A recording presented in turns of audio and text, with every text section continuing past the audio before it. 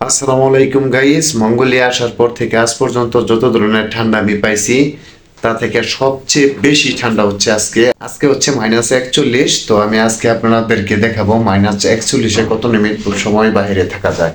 তো চলেন, একটা দরজা আমি অলরেডি পার হয়েছি, তারপরে যে সামনে আরেকটা দরজা আছে এটা দিয়ে আমি এখন বার হওয়ার পর আপনার কতক্ষণ থাকা যায় এটাই আজকে আপনাদেরকে দেখাবো। আর আমি যে কথা বলতেছি, কথা বলার সাথে সাথে মুখ দিয়া প্রচুর পরিমাণ অলরেডি আপনার দোয়া বার হইতেছে, মানে বোঝা যাচ্ছে যেন আমি সিগারেট খাচ্ছি, আসলেই না। প্রচুর পরিমাণ ঠান্ডার জন্য এরকমটা হচ্ছে। তো দেখা যাক আজকে কত মিনিট আমি বাইরে টিকতে পারি। তো চলেন, লেটস গো। আলহামদুলিল্লাহ, বাইরে চলে আসলাম। বাইরে আসার সাথে সাথেই মানে শরীরটা কেমন যেন একটা হিম হয়ে উঠলো।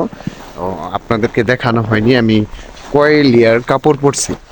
আমি আপনার টোটাল 3 লেয়ার কাপড় পরছি আমার শরীরে। মানে প্রথমে আছে আপনার থার্মাল সেট একটি, তারপরে মোটা একটা গেঞ্জি আছে, তারপরে আপনার উপরে একটি জ্যাকেট আছে। তো সব মিলিয়ে আমার শরীরটা বলা যায় যে এমনভাবে ডাকা হয়েছে যাতে আমি আধা ঘন্টা থেকে 1 ঘন্টা বাইরে সময় কাটাইতে পারি, আপনাদেরকে ভিডিও করে দেখাতে পারি। তো তারপরে দেখি কতক্ষণ টিকতে পারি। যদিও মঙ্গোলিয়ার ওয়েদার সম্বন্ধে কোনো কিছু বলা যায় না, এই ভালো এই ভয়াবহ খারাপ হয়ে যায়। তো চলেন, -41-এ ইনশাল্লাহ দেখাবো কতক্ষণ টিকা যায় বাইরে। সবচেয়ে বড় যে সমস্যাটা হয় সে সমস্যাটা হলো ফোন হাতে ধরে রাখা যায় না। আর মঙ্গোলিয়া রৌদ্র উঠে, কিন্তু রৌদ্র শরীরের তেমন কোনো ইফেক্ট ফেলে না। মানে রৌদ্র আছে পর্যাপ্ত পরিমাণ, কিন্তু রৌদ্র থাকলেও রৌদ্র লাগে না। অলরেডি আমার ঠোঁটগুলো কালো হয়ে যাচ্ছে, হ্যাঁ, নাক টান শুরু হয়ে যাচ্ছে।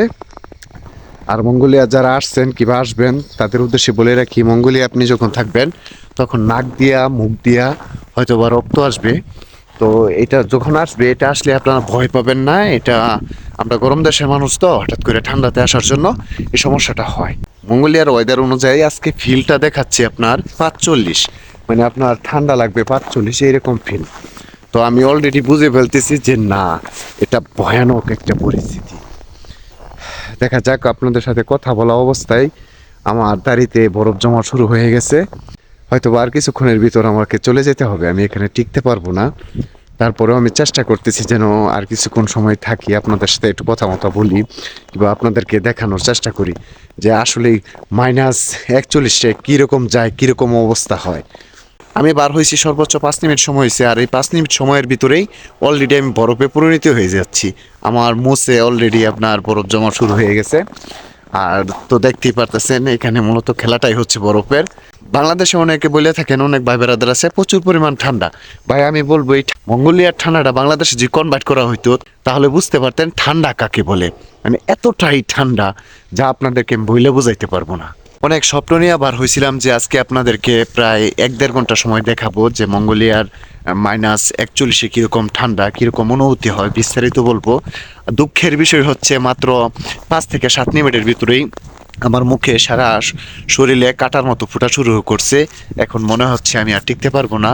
তো আমার মনে হয় চলে যেতে হবে, আমি আর পারবো না এখানে থাকতে। মানে মনে হচ্ছে কুটি কুটি কাটা দিয়ে যেন আমাকে আঘাত করা হইতেছে, এইরকম এই ঠান্ডা, এই ওয়েদারটা এইরকম। তো ভাই আমি 100% চার্জ নিয়ে আসছি আমার ফোনে, অলরেডি আমার ফোনে 33% চার্জ চলে আসছে। তো ভাই এই জন্য ভিডিও দিতে পারি না, অনেকেই বলেন ভিডিও দেওয়ার কথা। তো যারা মঙ্গোলিয়ায় আছে, মঙ্গোলিয়ায় অবস্থান করে, এরা আসলে মানুষ না, এরা এলিয়েন বলা যায়। কারণ এই ঠান্ডার মধ্যে তো আপনারা দেখতেই পারলেন 10 থেকে 15 মিনিটের ভিতরে আমার অবস্থাটা কি হলো। আমাকে বাসায় চলে আসতে হলো। অলরেডি আমি বাসায় চলে আসছি। তো এই হচ্ছে মঙ্গোলিয়ার অবস্থা। মঙ্গোলিয়ার পরিস্থিতি খুব ভয়াবহ। তো যারা আসবেন বুঝে শুনে আসবেন, সার্ভাইভ করতে পারবেন কিনা। আবার ঠান্ডা যদিও যদি কোনো রোগ থাকে তাহলে অবশ্যই মঙ্গোলিয়া থেকে দূরে থাকবে। এই হচ্ছে একটা দরজা, তারপর আরেকটা দরজা, 2টা দরজা পার হইয়া তারপরে ঢুকতে হয়।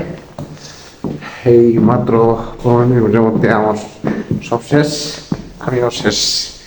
কি বলবো আপনাদেরকে, মাত্র এই 10-15 মিনিটের সময়ের ভিতরে আমি জমে বরফ হয়ে গেছিলাম। এখন আমি বাসায় আসছি। আর কি বলবো, মানে আমার বলার ভাষা নাই। ফোনের চার্জ শেষ হয়ে গেছে, 90% চার্জ নিয়ে গেছিলাম, 15 মিনিটের ভিতরেই একদম 10%-এ চলে আসছে। তো এই হচ্ছে বর্তমান পরিস্থিতি। তো আমি আপনাদেরকে আজকে দেখালাম যে -41-এ সার্ভার করা কতটা কষ্টদায়ক। তো সবাই ভালো থাকবেন, আল্লাহ হাফেজ।